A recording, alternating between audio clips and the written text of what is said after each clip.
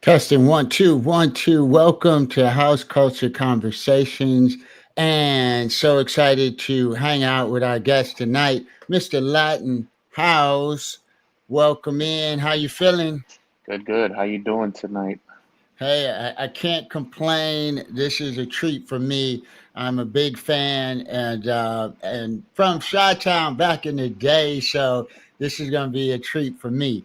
So Oh yeah, other than thanks for that, having me. yes, what you been up to? How you feeling?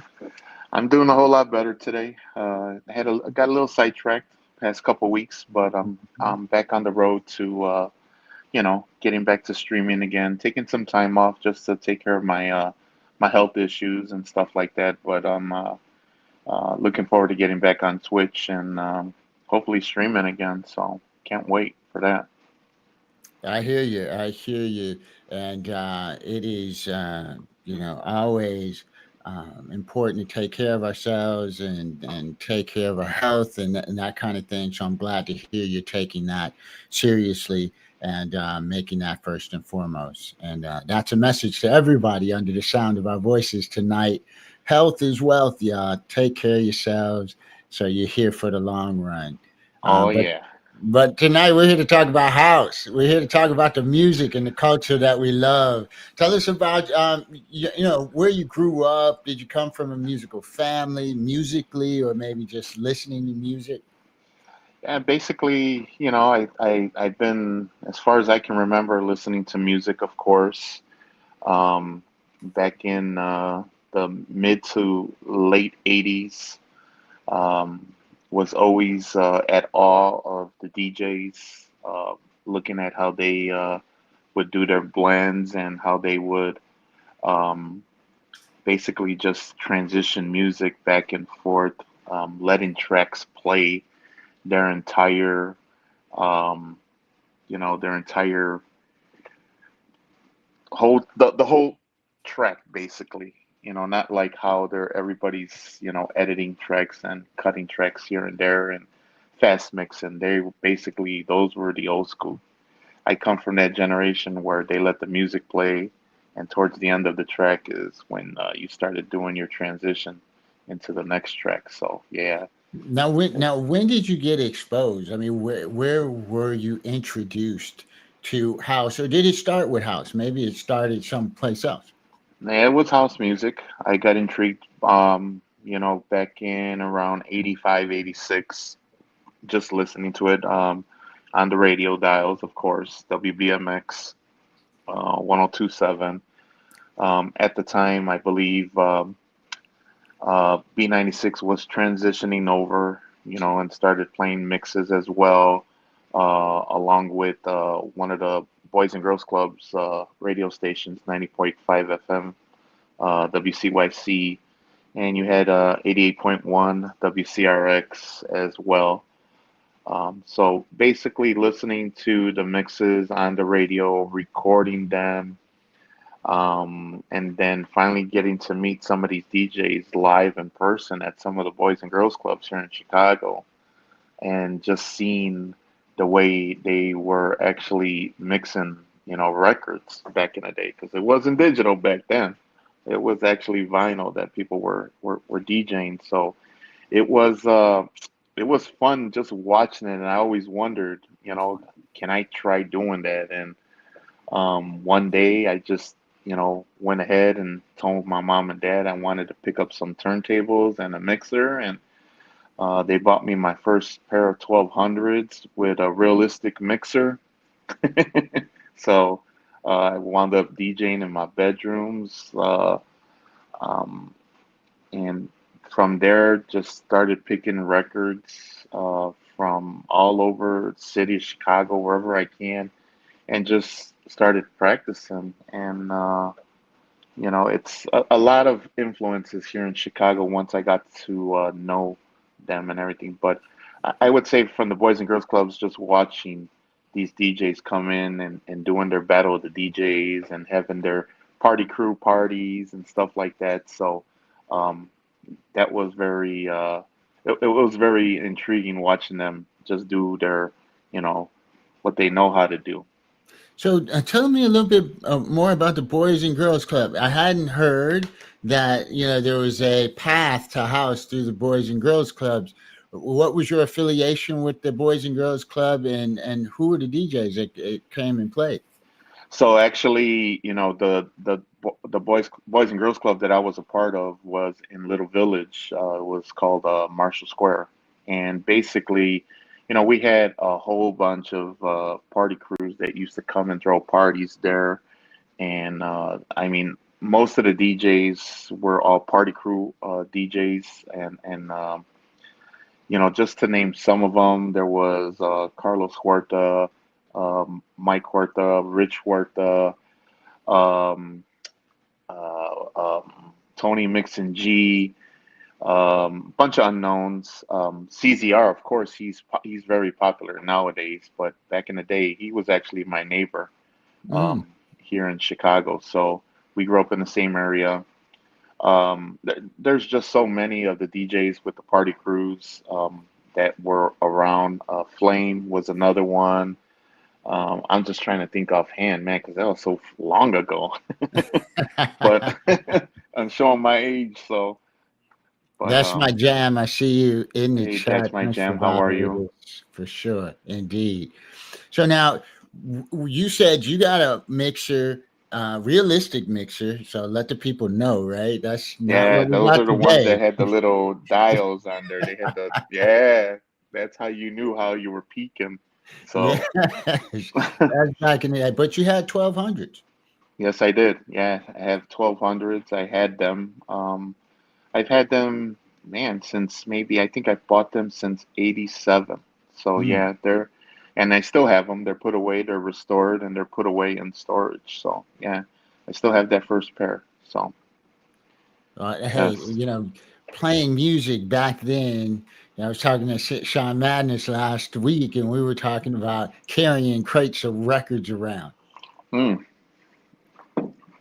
that's where you know your friends. Your friends. I remember doing daytime parties, and I used to bring my flight case, the big old flight case that was like a big coffin, and we had everything in there. And then I'd have maybe like four or five of my friends come with, and we'd go do daytimes, and they would carry my crates with me for me, whether it being on the second floor, third floor, fourth floor of some apartment buildings, and speakers as well, and amps. So back then, that's when everything was. The speakers were like damn cabinets. They were Yeah. heavy. Oh So, oh yeah. yeah, It was work. It was work it was work. back Oh in the yeah, day. It would oh work back yeah, it then. was work. Now you just show up with, a little USB drive, a Little case, USB and or a your little headphones. external, and you're good. SSD drive, yeah, you're good now. You ain't have nothing to Yeah, worry about. absolutely. Now, when you started playing, where were you playing at? Did you play in school or what is? I actually, my first time that I got to play was at my grade school. I actually played for my eighth grade graduation party. So Hmm. everybody knew how I was playing, what type of music I was playing, and everything. So that was in 80, 88, 89, I want to say. Yeah, 88, 89. That was our eighth grade. And, everybody knew how I played and from the neighborhood, and all my friends knew. And um, I used to go outside in front because where we grew up, we had that little dip in the house. So we had the basement with the front yard, and I would set up out there with my speakers, and all my friends would be out there, and they would be playing on the street, either football or playing wiffle ball or even soccer out there.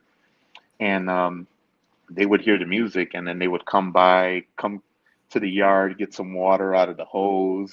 That's when everybody didn't give a, a care about drinking water out of the hose back then. Yeah, So back then, yeah, back in the day, right?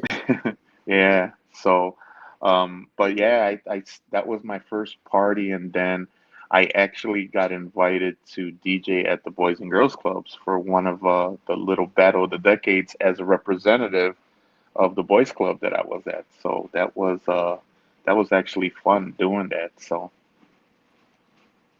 And so now, as you think back, to playing back then, as you were learning and you were growing in this craft that would spawn 30 years, right? Who were some of your influences in those early days? Back in the day, well, of course, CZR. He's a Chicago legend. He just showed me some of the crafts of what to do and everything about how to DJ and how to do everything the right way. So um, he was one of the bigger influences back in the day then. As time grew on, um, in the mid 90s to late 90s, Paul Johnson, another Chicago legend, rest in peace. Um, he showed me some of his crafts as well on what to, how to DJ, how to do everything, how to use a mixer, how to make the transitions sound crisp and clean, stuff like that. So those were probably two of my bigger influences. But everybody that I have met along the way up to now, I've taken a little bit of them, and I've tried to implement it into my sets, just because just watching them, the way they do the craft and the way they DJ, it's a learning experience. Some of them do it with love. Some of them do it because it makes the soul feel good. Others do it because they just want to play the music and release whatever is in them out of them. So yeah. So, as you think back, what were a couple of your really cool house memories? Maybe playing with somebody, or you went to hear somebody playing. Actually, the memory that I have was, I remember back in 88, right before graduation was well, it was after graduation, so it was my first block party that I did, and I had everything set up out there, and we were in front of a corner store in our neighborhood, and the corner store was giving out, free popcorn, free snow cones. They were just giving out free things, and while I was out there playing and everything, and that's when I got to meet CZR. And I mean, even though we knew each other from the neighborhood, but I grew up with his younger brother and sister, he wanted to come and play, and he actually brought his records, and just having him play on my equipment, it was like, damn, it was like royalty, you know, having him on there. So yeah, it was it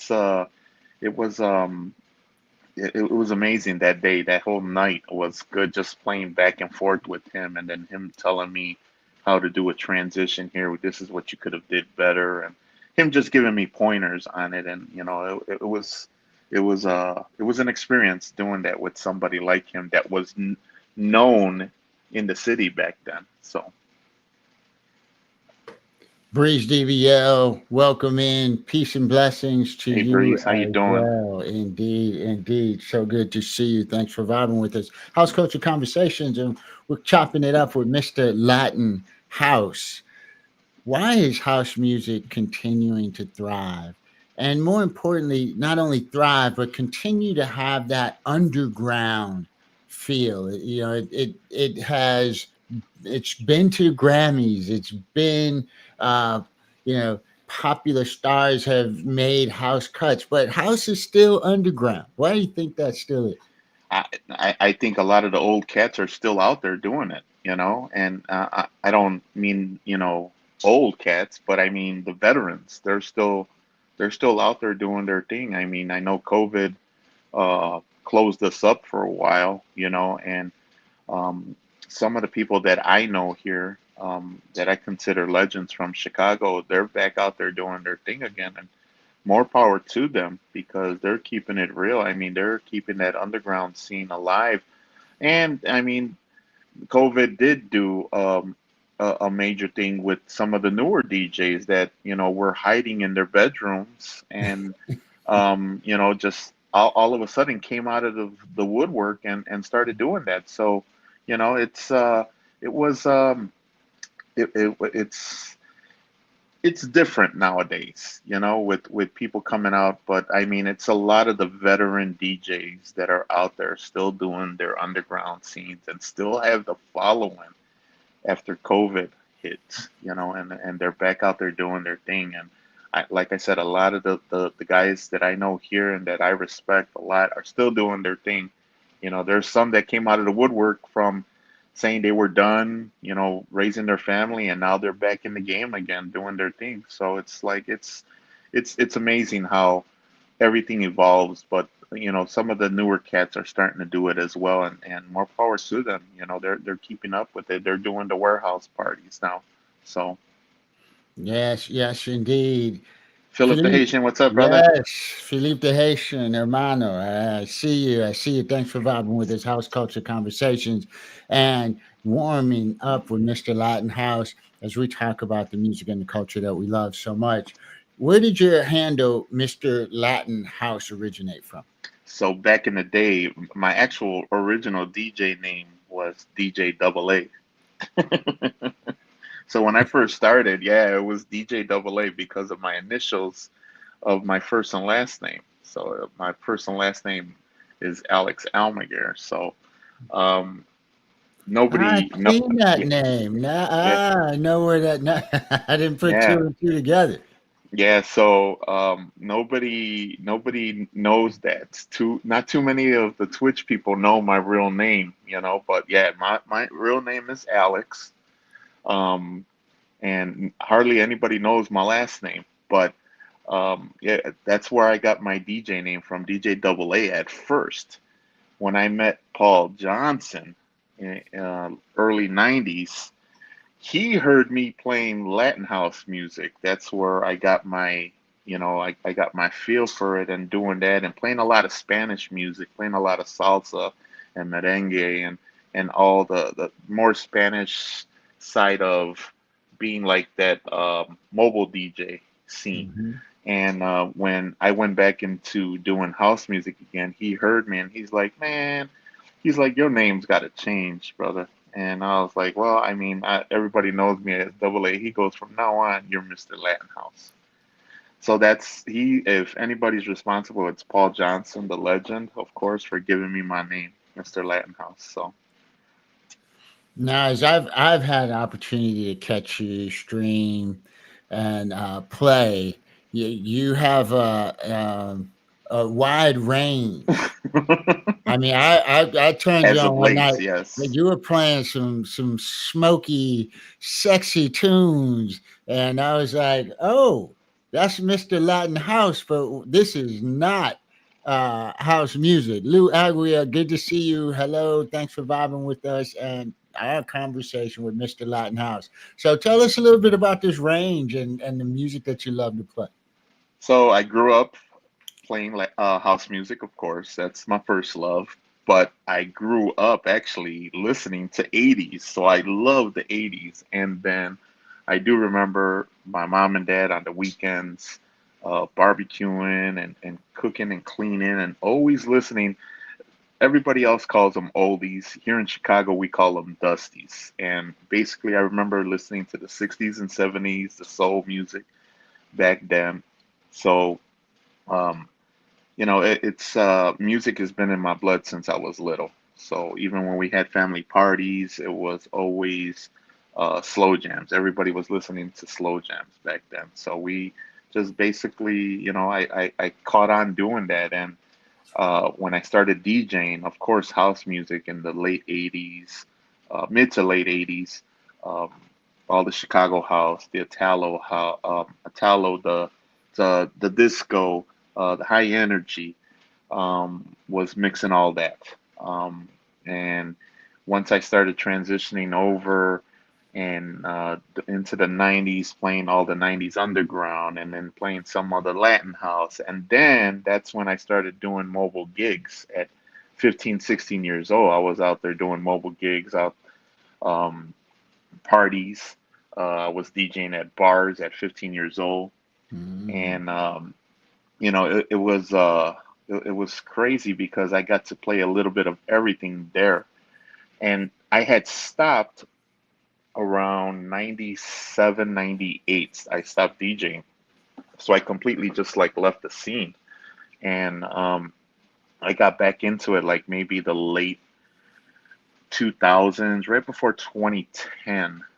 and I got back into, playing all the deep, soulful Afro house music that was coming out, and um, just I always stuck with that. But then, everybody started doing streaming online. We used to run our own streaming site. A few of us here in Chicago, and we used to stream on that page. Was mixtube.tv, and then we transitioned over to Facebook, and then we transitioned over to Periscope, doing that, YouTube, and then Twitch all of a sudden came around. So when Twitch was around, people were, I was still doing the house music, and then there was a lady who came into my chat room. She says, "All you do is play the same music, the same house music over and over again." I said, "You know what, lady? If you come tomorrow, I will challenge you." She's like, "Well, why don't you do it now?" And I said, "You know what? I will." So I grabbed my other laptop, I grabbed one of my old externals, I transferred over some of my 80s music, and I wound up putting it on a thumb drive, and I wound up playing it off of my 850s. And that was the first time that I actually opened up that external from late 1997 when I stopped DJing, because I still had all that old music from back in the day. And Wow. it was like, I mean, my catalog right now has got to be at least over 10 terabytes full of music. So it's like, Incredible.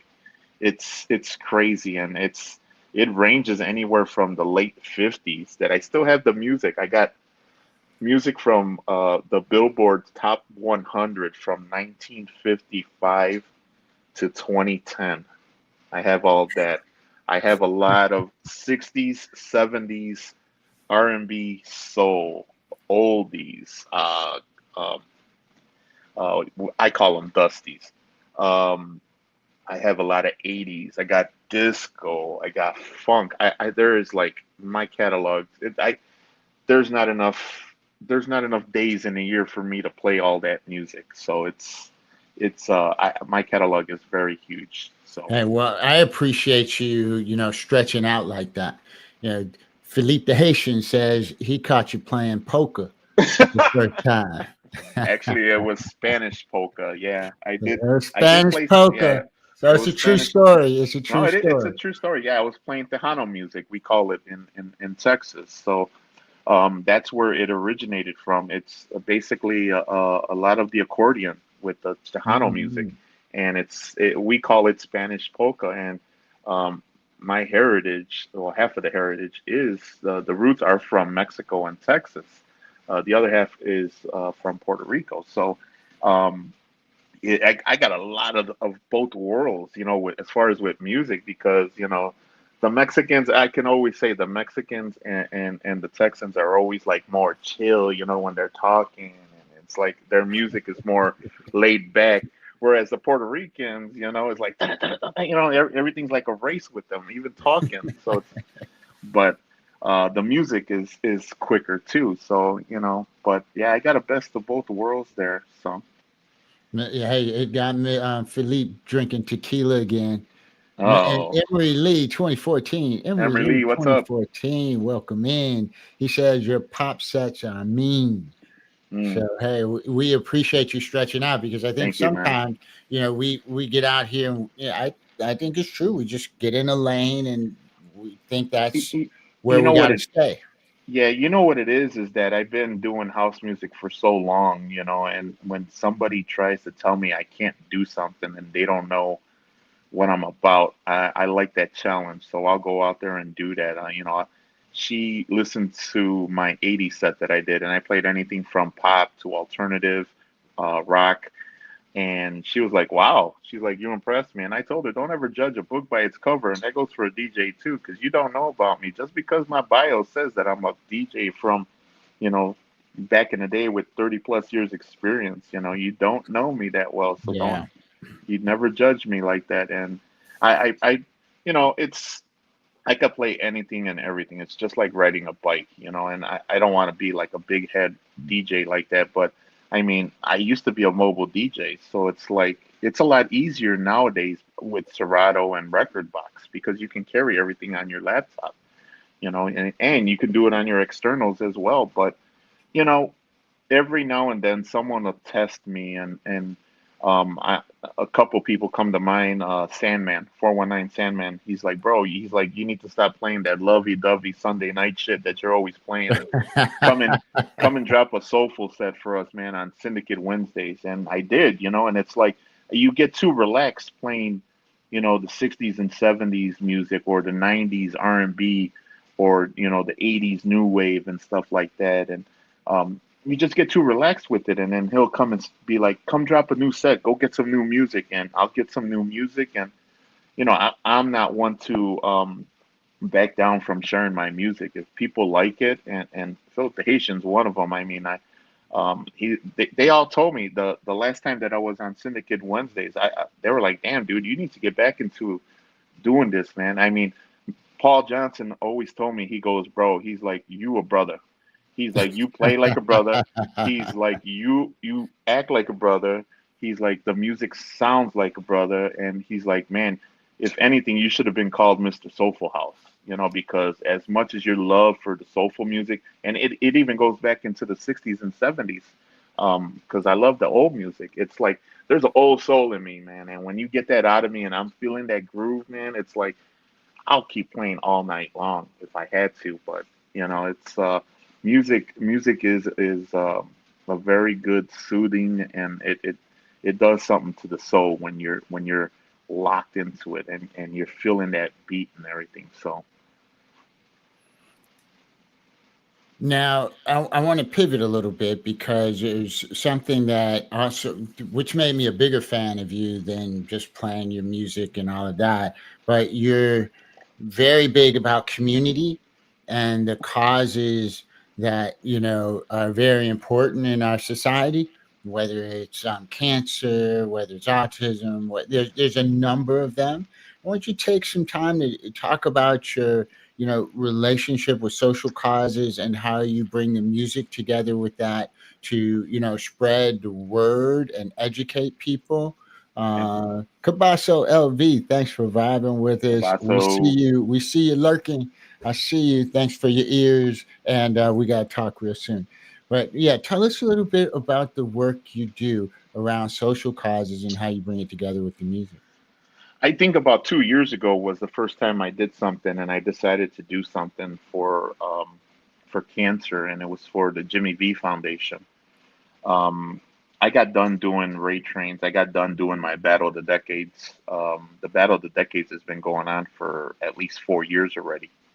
Um, I said a couple years ago I was going to stop because I don't want to do any more raid trains because how can I say this in a nice way so people won't get, um, you know what? I'm just going to be raw about it Yeah, because that's that's how I it. am, man. That's it. You know, Twitch right now is too oversaturated with raid trains. Hmm. You know, and I understand there's weekly rate trains. Okay, for instance, like Syndicate Wednesdays, Fam um, Tram Express. Fam Trans Express, Ab Fab Fridays, Yeah. and then you know I can go on and on. There's so many that I know of, but those come to mind, and those are weekly shows. That's Yeah. different. When you're organizing a train, yeah, I think a train is usually consists of doing it more than one day. Right. Um, if you're doing it 2 or 3 days, that's a rate train. Um, what I used to do back in the day when I first started the Battle of the Decades, the rate train, it was Friday, Saturday, and Sunday, and it was all local guys here in Chicago. Yeah. And I got tired of it because that's when that lady made that comment. Y'all make play the same music every month, same thing. Yous are like she called us same set Sallies. That's what she called us. And that got to me a little bit, you know, and I was like, man, you know what? The next time I do this, I said we're gonna change it all up. So I made sure everybody picked a decade because back then it was like I didn't care. what you did or what you played. I was like, now I got to be a little more strict. Pick a decade, stick to it, and play it. So of course I chose the '60s, and I played a lot of the Motown hits, and I did that. And she's like, "Oh wow!" She's like, "I didn't know you played Motown like that." She's like, "You sound pretty good." I'm like, "Yeah, all of a sudden now, that don't judge the book by the cover, lady. But um, yeah, it's switched over from being all Chicago DJs, and then I went outside the box and started getting DJs from, all over the United States at first. So one of my friends here in Chicago introduced me to Sam Nation 3000 out west from Long Beach, and basically Sam Nation just opened up the door. Sam Nation used to be some sort of productive manager for Prince, and he actually opened up the door for me to meeting a lot of DJs that weren't house music DJs. They were basically, you know, the 60s, 70s, 80s, 90s DJs that, and the non-house DJs that would play everything else like pop rock or play new wave or do freestyle or do classic rock, stuff like that. Um, I got to get introduced to them, and I was like, you know what? The battle of the decades can't be 3 days no more. I got to extend it out. So when I extended it out, I wound up doing overnights. Mm. Battles that we did here. It started at 8 in the morning, ended at 10 o'clock at night. That was it. When I got to get a bunch of other DJs, we were doing it overnights, and a lot of the overnight guys were like, "Man, we can't stay up late." So I got introduced to a lady in Japan who was a mod, and she told me she would help me out. Her name is Momo. She actually told me she would help me get some of the DJs from Japan, the Philippines, and from Europe. She knows a lot of them that will do the overnights. And she's like, I'll watch the overnights for you while you sleep, and then you can take care of all the days. So I was like, wow, this opened up a whole different door now. So it went from 4 to 5 days to 7 days. And Oh, actually, the biggest train that I ever did was 14 days. I actually did a wow. 10-day train, and we did a 14-day train. And I was like, wow, that was very hard. I didn't get that much sleep for 2 weeks. The bottom of my eyes were turning black, and yeah, it was catching up to me. So after 2 years, I think I stopped, and then when I came back, I was like, the only way I'm going to come back is if I do it for a good cause, because I believe that, and this is just me personally, I don't want anybody thinking who organizes trains they should do it, but I believe that it needs to be for a cause, for a good cause, a rate train. And what other good cause there is cancer, and I chose the Jimmy V Foundation. And when I did that 7-day train for them 2 years ago in June, I believe we raised like a little bit over $10,000 for them on a 7-day train. Wow. So we did that, and I got recognition for that. It was a tax write-off, and then that's when I finally figured out that this is something that I wanted to keep doing. So then 3 months later, in October or November, I wound up doing another rate train for cancer for the women. And that went good. I believe we raised around $8,500 for a 7-day train as well. And then we did the one for autism the following year in March, I believe, for Sandman's kids. And actually, that money got donated directly to their school that they went to. And I believe it raised a little bit over 5,000 or 5,500, if I'm right. Mm. Um, we did that, and then we found out last year that my brother from San Diego, Blockbuster Music, had got diagnosed with pancreatic cancer. So we were actually planning on doing a rate train for him to try to raise money for him, but he said, "No, don't do it. Why don't you just do it for my dad's charity?" And what we wound up doing was having a 10-day rate train last June, and it was for the PCA for Life, the prostate cancer organization, which I'm a member of the board now. we raised over $10,000 for that charity as well. And then what was the other one we did? Well, we did one for him. We actually did one for Blockbuster Music. It was a 7-day train, and the first night he got to listen to some of the DJs, and he got to listen to his actual brother DGS play, and then he got to listen to me play afterwards, and then he passed away. So, Mm, and he passed away from pancreatic cancer. He was battling it for, I believe, a little bit less than a year. So we lost him at 41. Um, and then, yeah, I mean, basically, I just love doing charity work for it. I mean, you know, it's something that it's just a feel good story yeah, for me. It's like yeah, I got that.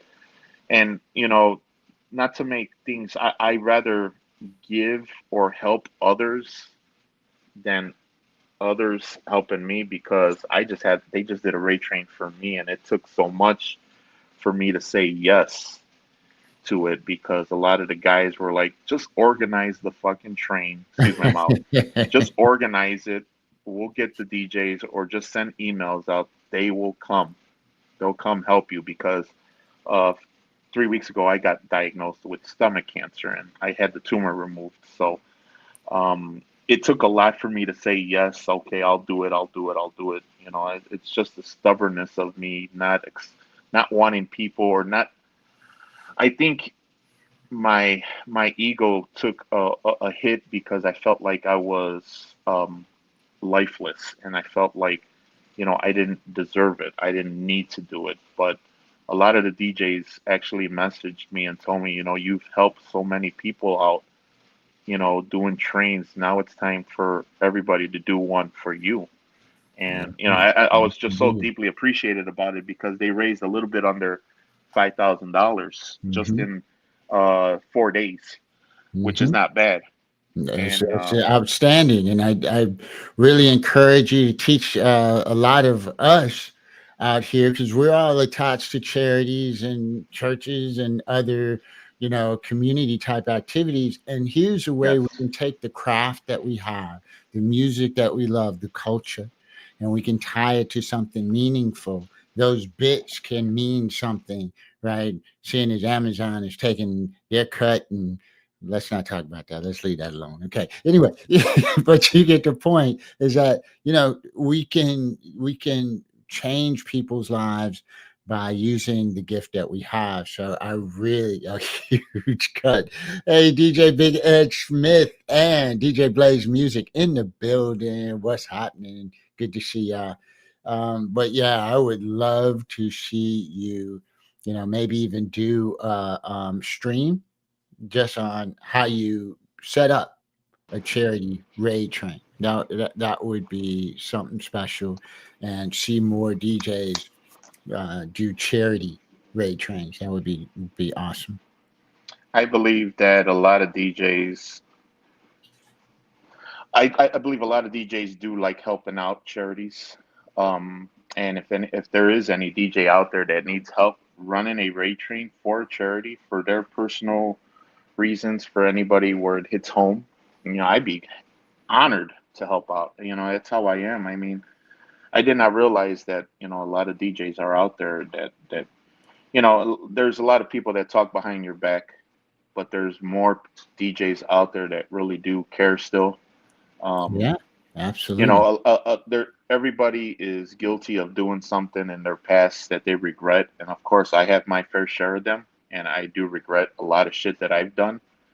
But I've learned and moved on from it, and now it's I got rid of the weight that was on me, and focused on myself more now than before, because I was always focused on everybody else. Um, Another rate train we did, and I was just thinking about it, was the one for Tokyo Relief Mm, last year when I yeah. caught Bell's palsy. Um, Sandman and Design Works were like, "Yeah, let's do it, man, let's do it." So I wound up planning a 3-day raid train in 24 hours Wow. for the Tokyo Relief when they had the big disaster out there. Yeah. And I Yeah. think we raised like $5,000 for them for the Tokyo Relief Foundation out there or something. And I wound up catching Bell's palsy on stream while I was DJing because, as you can, my right side is still a little. I would say it's about 75% healed because it was worse. It was actually more droopy. Mm. So I can't open my mouth up completely, but I can open it up. My eye doesn't shut completely, but I can still blink, which is good. But I caught it in January last year on my right side, and then on Cinco de Mayo, I caught it on my left side. So I was one of them rare cases that somebody caught Bell's palsy within 5 months. Never been heard of. Never been Wow. heard of. My doctor told me, he's like, that's so weird, but the odds of me catching it a third time is, he says, it's very, very rare. And I'm like, well, doc, I'm one of them very, very rare people. So it's like, you never know. But as long as you're eating healthy and you're doing what you need to do, and it's like I went into a black corner with the Bell's palsy. It was something that I was ashamed of. Waking up in the morning and looking at my face being so droopy, um, thinking if I let my beard grow, my mustache, and it would cover it and I could still see it. Not able to brush my teeth and open my mouth up. Not even able to put a burger or a hot dog in my mouth because I couldn't open my mouth up completely. It was bad. I just didn't want to do anything. It was bad until one of my mods called me and was like, "You need to get your ass back on streaming, and stop feeling sorry for yourself and make something of it." I've never talked about the Bell's palsy before or even did anything about it. One of the DJs that we all know, Househead Speaks, um, has Bell's palsy too, and he's been dealing with it, and he's been a big help, as far as him giving me pointers on what to look for, how to react about things, and not worry about what anybody thinks about. I always thought about, man, people are going to talk about me that I look like Popeye and this and that with my eye closed and stuff like that, and talking behind my back. And now it's like I don't care what you say about me anymore. It's like I know I'm fine. I can talk better. Back then I couldn't talk because I heard myself lisping all the time like that, and I did not like that. That was not me. And it still gets to me because I still see some of the videos from back in the day, maybe like Mm. 3 years ago before I had um, the Bell's palsy and how I looked, and I was like, man, it's just different, what 3 years has done to me, and it's how it's made me look. But it's actually made me think about a lot of things that I've done and a lot of things that have changed, and everything that has been going down now is starting to go back up again. And, you know, as long as you have patience and you believe in God, a lot of things can happen, man. And a lot of things and a lot of doors have been opening for the better just this past week. So it's like, man, God is good. God listens to you. He knows when you're down and out, and He is like testing you to see if you're going to break. And man, there were days where I felt like breaking, and I just hung in there. And then all of a sudden, that light came, and I was like just so happy, and everything's been going good so far. And it's like everything is in the going uphill now. So it's different. It's like he's given me another chance at life because I thought I actually was going to die last week, to be honest with you. So Yeah, well, it hey, was a scary, scary thing being in the hospital for 2 weeks, mhm. and it's it's a story I'm gonna save for next Saturday when I'm talking. I got a rate train next Saturday for 15 minutes, and I'm actually going to talk about stomach cancer and what I went through. Okay. So No, well, hey, let us all know how we can support you in that. The Machine design JT, works. DJ Big S Smith, Design Works. Welcome, I'm gentlemen. still We here, are brother. we are All that. chatting. That's right. You still here. We are talking about the music and the culture, but also how Mr. Lattenhouse has made himself a servant to the community and to the social causes that takes so many of our loved ones. And you know, we can learn from him, and we can do more with the gift that we have of music or streaming. We can take that to benefit the charities that we love and the people in our community. So, you know, I highly encourage you. And Mr. Lattenhouse raised his hand. He says, anybody needs help setting up a Ray chain for charity, give him a call, and he will be glad to help. And I have one for sure I want to talk to you about. But this has been special. So now, when are you going to be on? I know you're in a bit of recovery, but you got something coming up next week. When do you think you're back on so we can hang out with you? I think so. I have some tests coming up this week and next week. God willing, God willing, I'm thinking Sunday the 23rd of this month. It's only going to be a one-time thing. I'll probably be on for a couple hours. I'm still having difficulty standing for long periods of time, and I believe the DJ should be standing while DJing. Um, there should be no reason why a DJ is sitting down DJing at all, unless you have a bum hip or a bad leg. And me personally, I'm just taking the time off, and I'm enjoying the time off, and I'm just making sure that I'm okay before I jump on again. But God willing, he'll let me play on the 23rd of this month. I'm gonna do a 2 hour set on Twitch. Um, I'm probably thinking maybe next month, if not maybe in May. I have no idea still. I'm not in no rush to come back. I still listen to music. I'm still downloading music. Um, I'm just keeping up with the music, and I'm always looking. I'm always looking, and I'm always saving my crates. There's that. It's like, I told Sandman the other day, I was like, fuck, man, I want to play again, but I got this nice set that I want to do, and I'm gonna save it for Syndicate. I got a nice Afro soulful house mix. I said, but I can't be doing these 1 hour things because Big Ed Smith can only play for 1 hour. So I told my juices are just barely flowing with 1 hour, man. You got to give me a 90-minute set, man. So he's like, yeah, don't worry about it. We'll get you back on when you're ready. So, Hey, but well, I'm in the I'm meantime, it looked like somebody's looking for some tacos. I don't get the connection. You're a cook as well? oh yeah, that's why we're in the kitchen. Yeah, I cook, but my whole so since I caught the stomach cancer and they caught it early, my eating habits have changed. So I've been on a liquid diet for 26 days. Mhm. I just introduced foods to my system this week. I've been doing salads. I've been doing fish. Um, and since I'm lacking in iron and potassium, I've been doing a lot of potatoes. I've been eating potatoes left and right, air fried or smashed, and a lot of vegetables. I've been introducing it. Um, doing jellos, puddings. I got to take it easy on my stomach. I can't overdo it. But man, I do love me some tacos. I had to cook for my kid yesterday, and I made him some steak fajitas with Spanish rice and some refried beans. Man, that shit smells so good. But I can't have it. I can't have no meat right now.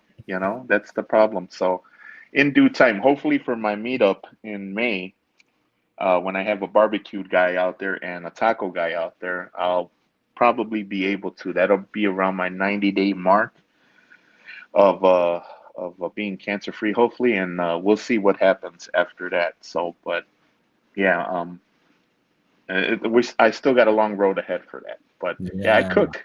I used to do cooking streams. I used to actually bring my whole entire setup out to my kitchen. I used to actually DJ while cooking, and I did that a few times online. I made flautas with rice and beans, and the other time I made enchiladas. So, yep. Hey, well, hey, you might have to bring that back. I might have to, Yeah. Well, hey, I this might has have to do been, some healthy cooking. But I, yeah. I got my air fryer, man. It's right over there. I got the big Ninja air fryer. Looks like a Uh, microwave. Hey, That I does. tell you what, the air fryer is a game changer. I'm learning that. Oh, well, the other thing is I can't do oils, no oils at all. Mm. So I had, usually with flautas, it's a tortilla rolled up with chicken on the inside, and we usually deep fry them in the pan on the stovetop. So I was like, well, there's got to be another way we can do flautas and everything. So I'm like, well, how the hell do they make tortilla chips? Well, they deep fry them too, but no, how do they do them the healthier way? Well, you can if you can dry a slice of apple in the air fryer and dehydrate it and make an apple chip, why can't you do it with a tortilla? So I tried it one day. I'm like, I'm just gonna roll four up and throw them in there. And sure enough, they came out just as crispy, no grease, no oil or nothing. So that was the game changer right then. I was like, yeah, we get to do flautas in there. So I do I do everything in there. I'll throw roasted potatoes, asparagus, and fish on a pan like this. It's dirty because I cooked on it. So just do that. Hey, And house music and food, the perfect combination. you can't. That's why we fluffy, man, because we love eating. Us DJs in Chicago, man, the fluffy DJs in Chicago are eaters and DJs, man. I tell you, man, we love to eat. I know I do. I love eating, but now it's like it's different now. I stop eating at 7 o'clock at night, and I start at 10 in the morning every day from 10 to 7. That's all I do. It's small portions, small portions. That's it. Nothing big. Well, this has So. been incredible. And hey, continue to take care of yourself. When you're ready, No, I'm we'll in be my here. kitchen. I'm Yeah. not Not nowhere by no near, ducks. No ducks. nowhere near my decks, man. I'm in That's my it. kitchen. So, That's it. see, When you're ready, we will be here. Hey, where do we want to take this party to? are we leaving already? Yeah, How long? yeah, we almost at doing a good hour. Everybody's ready to party. Oh my God, they're ready to party. I don't know who's on. That's Are we gonna go? DJ Tila was there. Oh, DJ Um, Tila's on. We can go there when we're done if you want. That's fine. yeah. Okay. Yeah. What do we miss? What's what? What did we miss? What did we I asked miss? all my questions. Oh, what did we miss? Oh, you asked all your questions. I Damn. did. I did. Hey guys, I'll tell you what, I got to start promoting this and anybody interested in coming out here. But Saturday, May 24th in Chicago, I'm having the third annual Chicago Twitch meetup. Um, the DJs who have confirmed that are coming is Sandman, um, Pangian, DJ Prism, DJ Mike Rich, She Died Again, Chicago Locals, Big Ed Smith, DJ Tila, John Davis Jr. will be here. Um, Portia's coming into town. I'm actually going to fly Portia in from Buenos Aires. All She's going to right. be here. There's going to be some DJs from California coming in, a couple from Arizona, a couple from Texas, um, maybe one or two from New York. There's going to be some mods coming in. Blade is Truth. She lives in Indiana, so she might be stopping by. Emery Lee will be there, of course. I know he will, and his brother Will. Um, Househead Speaks will be there. Chi-Town Cuz. Man, there's a lot of people. This one's going to be bigger and better, and it's only going to be one day. And we're going to have food vendors there. Big ups to Big Ed Smith for the referral of the barbecue, man. And my guy that I've known since childhood, Tacos de Estrada, Carne Estrada, he will be there vending tacos as well too. Um, What's the and date? What's the date on that? Saturday, May 24th, Memorial Day weekend.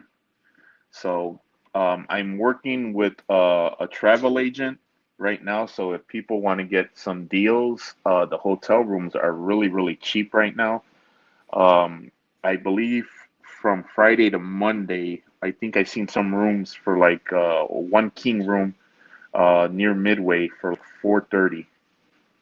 So that's not bad, and that's the cheapest going around. I mean, you could stay at a damn 4-hour dive if you want and pay the $69, the Motel Sixes and the Super Eights. Yeah, it might But not make it back, but you you can ain't try. gonna make it out of there. I'll tell you that. Being over here in Chicago, you know, I mean, even though we're on the south side or southwest side by Midway Airport, but um, you know, my kid works at the Marriott, and he's one of the managers over at Starbucks. So you know, I got a couple deals for a couple people. I think it was like 66 a night at the Marriott. That's fucking cheap. Yeah, So that's I can try to stellar. get some corporate Yeah. rates for some corporate people that I Mhm. might know here on Twitch if they showing up, you know. So Yes, yes.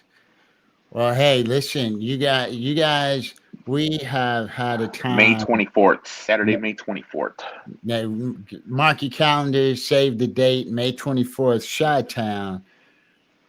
We're gonna hang out, and it's gonna be a meetup like no other. And Amazing bring vinyl. DJs I and think people. K-Siv's coming in too from Boston. Cases coming in. It's gonna be dangerous, y'all. Yeah, so he might show up, bringing vinyl. So there will be 1200s set up as well. I'm just gonna have a XZ set up as well. So it can play anything. It could play Serato and record box. Yeah, yeah. So whatever the DJ wants to bring. I know usually some of these DJs like playing on their laptops. They feel comfortable on their laptops. So Well, make sure we get that flyer. We'll make sure we post it everywhere. Thanks for that reminder, DJ Blaze Music. We're going to get ready to head over to DJ Tila to party. So when we go over there, knock the doors down, let them know that Mr. Latin House brought the fam over. And once again, this has been a treat. Appreciate your love for the music and the culture, but also how you synergize the community and the causes that are so important to each and every one of us. And yeah, so thank you. you bet. So hold on. We're gonna get these people over to a party. And if you're on Facebook or YouTube, we'll catch you next time. You guys tell DJ Tila we'll be right there. We're going to party with her for a while.